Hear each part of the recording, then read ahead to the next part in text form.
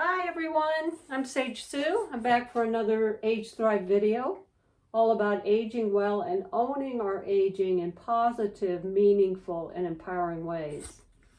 Thought it was a great day, March 31st, last day of March 2025, to do another short video about springing forward because it's such a great time of renewal, rebirth, and planting new seeds. And why not take the fullest extent and advantage of this? I read a great piece. I could not find the author, but I loved what she wrote about this when I came across this somewhere in my readings. There's too many some days. But she wrote, I think of this time of year as one of unclenching, of letting go of that coiled, withholding winter self and opening up to spring. The unclenching, I am now thinking, can sometimes be challenging. Deliberately moving from a familiar place to an unfamiliar one isn't without its discomforts, as we often know. I was reading recently about how when a chick is ready to hatch, it develops an egg tooth, a sharp little structure on its beak that it uses to peck its way out of that eggshell. Isn't that incredible? Nature is so creative and innovative, I believe. Question is, how do we grow our own egg teeth, generate our own tools to crack our own shells, and escape our too tight enclosures and merge out into the light of spring, which we have more of. That's the beauty of spring arriving. The days start getting longer and we have light to get out and play and explore and adventure. So here's a couple of ways you might think about this in the coming weeks. I love this one. I've used it over and over again. When is the last time you did something for the first time? It's one of the best ways to unclench and move outside our comfort zones, to do something for the first time. There's another quote I just love. A comfort zone is a beautiful place, but nothing ever grows there.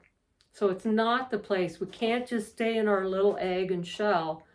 We're always encouraged to move outside of that and keep exploring, keep growing, keep expanding our lives, even in this later time of our lives. Another way to look at this comes from a man named Mike Drak, D-R-A-K. He created a kind of a new version of Maslow's hierarchy of needs. And I pulled out the top three of this hierarchy. The bottom ones are more about security, kind of our base needs. But the top three caught my attention. He called it, a tier of one tier relaxers, moving up to being a grower, and then at the top being a giver.